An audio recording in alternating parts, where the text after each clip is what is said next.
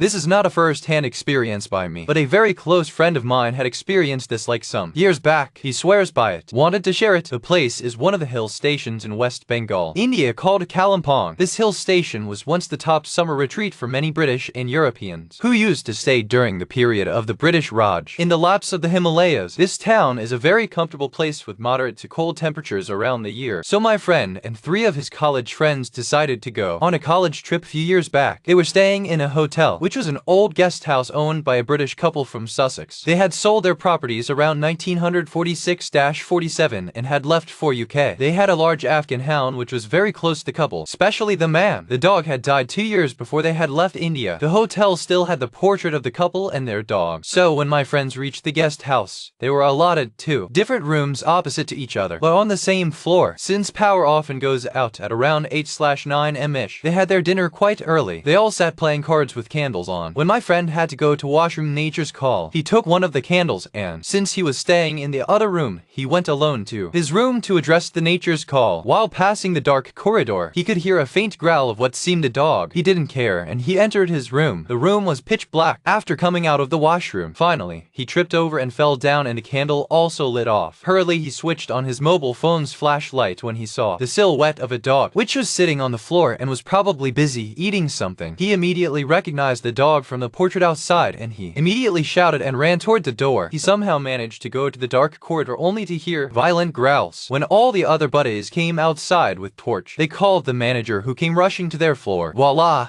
There were no dogs in the hotels. No guest had brought one at that time. They all looked into my friend's room only to find a pillow on the floor, but quite away from the bathroom entrance. Other guys told he might have been hallucinating. He still swears by the fact that it was the dog that he had seen downstairs. But one thing, next morning a couple in the next room had heard dog growling, but that too was rejected as some street dog might have caused the menace. Only bleep knows what had happened that day, but he still swears by it.